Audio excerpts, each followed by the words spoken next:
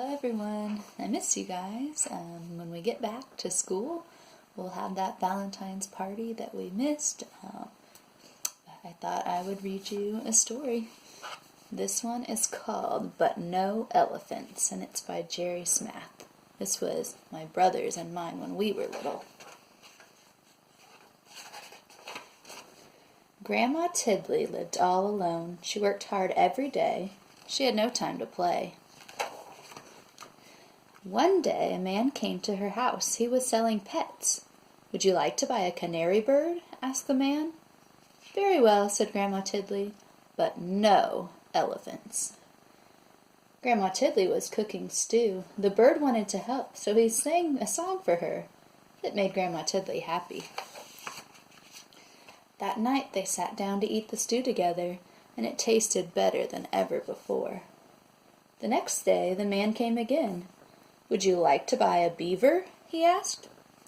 "Very well," said Grandma Tiddly, "but no elephants." Grandma Tiddly needed firewood. The beaver wanted to help, so he cut the wood with his sharp teeth.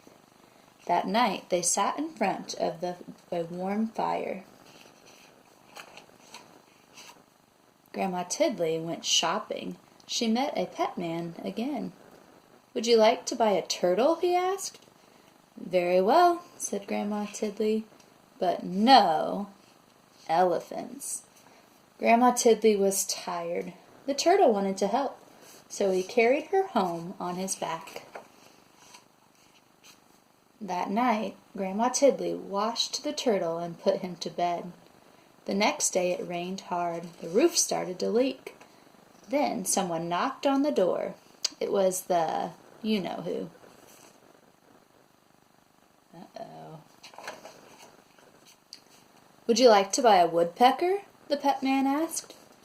"Very well," said Grandma Tiddly, "but no elephants." The woodpecker wanted to help, so he nailed the roof down tight, and the dripping stopped. That night they all danced together in the warm, dry house. The days got colder and colder. Grandma Tiddly put food in jars for the winter. "I don't like the cold," she said. Just then the pet man appeared. "Would you like to buy an elephant?" he asked. "It's the only animal left, and I must leave before it snows." "No, no elephants!" shouted Grandma. She went back to her work. The pet man left. But the elephant stayed.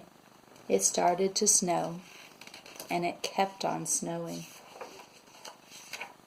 And snowing, and snowing, and snowing. "No elephant," said Grandma Tiddly. But the elephant would not go. They could not see the elephant now, but they could hear him crying. They felt sad. "Very well," called Grandma Tiddly. "You may come in." The elephant was as happy as could be. But the elephant had a problem. He could not get through the door. So they all helped to push him inside. "Oh dear," said Grandma Tiddly. "I hope this floor is strong. This is a very old house." Outside, the snow kept falling, but inside the house it was cozy and warm. Everyone hoped winter would go away and spring would come soon. That night there was a terrible crash. The elephant had fallen through the floor. "We cannot fix this," said Grandma. "You'll just have to stay there." The winter was long, and soon the firewood was gone, and the elephant was always hungry. He kept eating and eating and eating until all the food was gone. "We cannot leave or we will freeze," said Grandma Tiddly. "We cannot stay or we will starve. What are we to do?" The elephant felt sorry. Then he thought of a way to help.